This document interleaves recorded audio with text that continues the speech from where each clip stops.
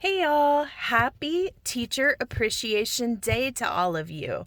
This message goes out to all of the students that I have had throughout the years, and also especially goes out to you if you are a teacher, if you've been interested in being a teacher, or if you have taught throughout time. This could be anything, but what I'm going to share with you today is related to dance. So I thought it would be great in honor of Teacher Appreciation Day to talk to you a little bit about what it's like to be a teacher and why showing appreciation to your teacher is really, really awesome. Yeah.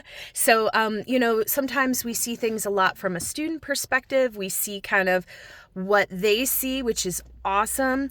But we don't not get to hear from a teacher like what it's like, especially a long-term teacher. So that is my goal with you today, is just to take a few minutes and talk a little bit about this.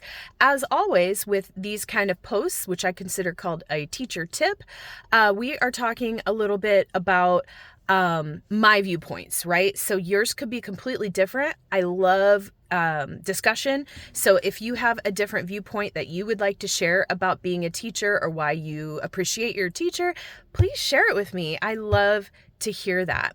So let's talk a little bit about teacher appreciation. So let's talk about the outside, what students see, right? So the first thing that people usually see when they start their belly dance class, again, this is relating to belly dance, though it could be any discipline, is the glamour, the fun, the friendship, those kind of things. And believe it or not, the teacher actually really works hard to curate that environment, not to shatter any misconceptions or anything, but it's something that the teacher really works hard to curate. So that's usually what people see. And if that's what you see in your classes, that is awesome. Most teachers are trying to create a fun, safe space where people can go and unwind and have a lot of fun. So that's definitely something people see with their teachers and something to look for in a good class and community. Also, too, I think something that students appreciate about teachers and what they look for, other than all of that stuff, is maybe a trajectory where to go. A lot of us as baby dancers and beginners, we don't know much. And so having a teacher, having maybe performance opportunities, a troupe, all of these things gives the new student something to work towards, something to be excited about. So that's kind of the outside perspective of being a teacher from a student perspective. It should be fun. It should be safe. It should be positive. All of those things are good. And if you have a teacher that provides that for you, make sure to thank him or her or them because they do work hard to create that. That doesn't always just come naturally, unfortunately. So now we'll talk really quickly about the backside, what it's like being a teacher if you are one. Yeah. So being a teacher can be very rewarding, but it can also be very challenging. And so that's something I like to let people know, because I think having things like this is less about me sharing my opinion and more about helping people. A lot of times when people go into teaching and they realize it's a lot more work and it's a lot more emotional labor than maybe they had signed up for, they get discouraged. They're like, why did no one ever tell me this? So my goal is to tell you some of these things so that you can make the informed choice and the right choice for you, and maybe even appreciate what your teacher does a little bit more. So one quick stat I just want to share with you, and this actually goes for both teachers and for fitness professionals, is most teachers do not last very long. A lot of times they go into it for the exact reasons I just mentioned for the student. They're like, oh, this will be glorious. I can, people will worship me and all of this. It's not like that at all. It's actually a lot of hard work. And as a teacher, you are doing a lot of the back side of the work. So you teaching in front of students is only one little tiny bit of what you actually do as a teacher. So I think a lot of times people get a little overwhelmed once they see what they're actually doing. So typically your average teacher will last about a couple years, if that, and that's a same statistic you find in fitness too, for the exact same reasons I mentioned. So for a lot of people, it's a hobby. It's something they do just to give a try, dip a toe. No shame there. That is totally fine. It is very rare to find people that are 5, 10, 15, or even 20 years still teaching and teaching on the regular every week. So it is above and beyond in all ways. Being a teacher is a customer service type of job. So again, it's not about you. It's not about you being fabulous and you enriching lives and stuff. You are there to serve, you are there to give, and you are there to give people what they want. So that can be hard. We all have our expertise. We all have things that maybe we're best at, and absolutely you should share that. But a lot of times too, for teachers, unless they're really famous, they've cultivated something over decades, you kind of serve the general public. So a lot of times people come in and maybe they want to work out or they want a social group. And it's your job to not only provide that for people, but also if you have bigger goals, say you want to get into musicality and culture and stuff, you have to figure out a way to interweave that with the fun and the sociability and all of that. So it really takes a lot of customer service and people skills. So that's definitely something to be aware of. Also too, in modern years, it has become more and more rare to have a really big studio that's successful, that has multiple teachers. So if you're fortunate enough to be at a place like that, that is so awesome. And I'm super happy for you. Enjoy that. But a lot of times teachers are one-man show or two-man show or what have you. So what does that mean? That means not only, again, do we teach, but we have to be our own marketing and promotion. We have to be our own event producers.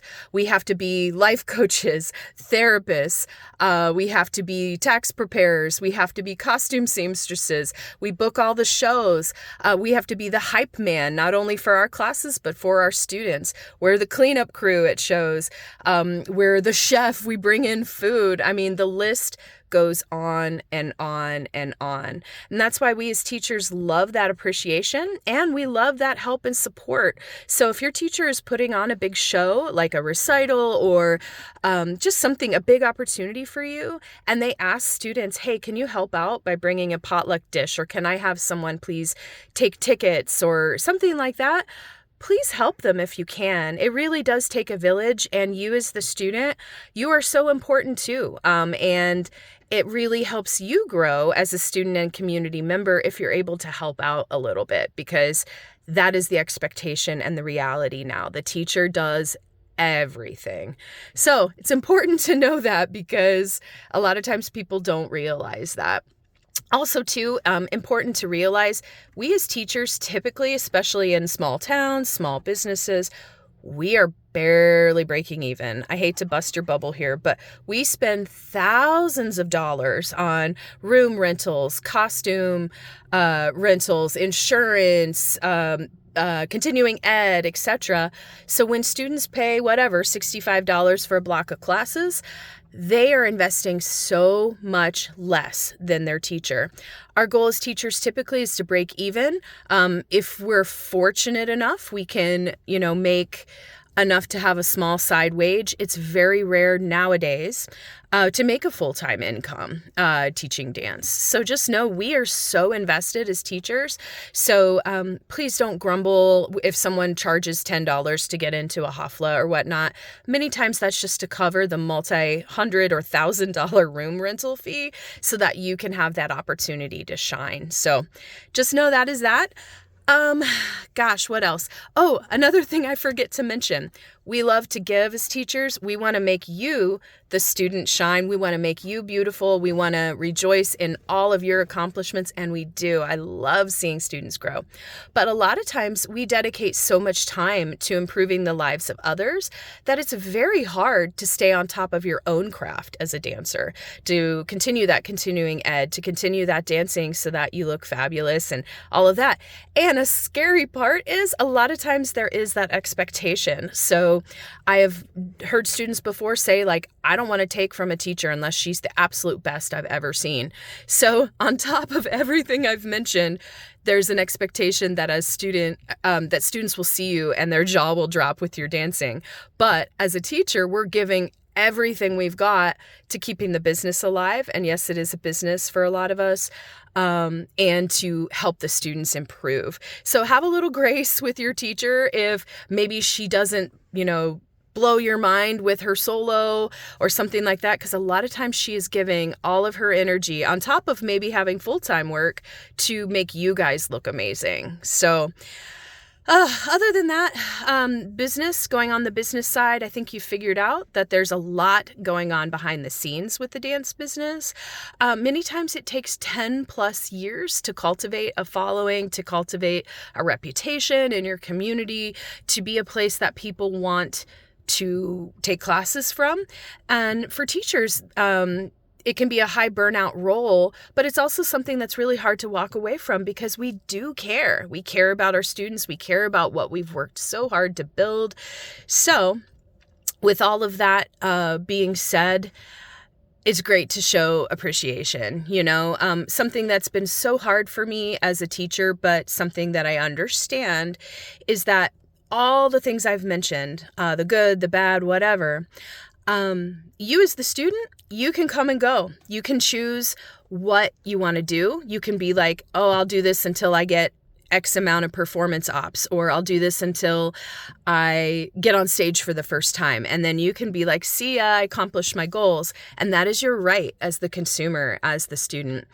But it's hard. It's hard as a teacher. It's so hard to put so much emotional energy and love and care into people. And then they're like, I'm moving on, and we have to rebuild over and over and over again. So be kind, be caring, be respectful, but be able to have a thick skin and to know that people will come and go because it's a hobby. It's an interest for them. And once they get bored, they can move on to the next thing, and that is their right.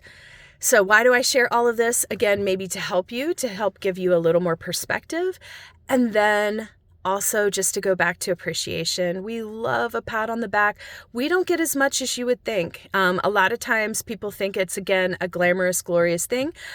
We have to deal with a lot of times a lot of competition, a lot of backstabbing. Going back to that beautiful safe space we talked about, we don't always as teachers get that.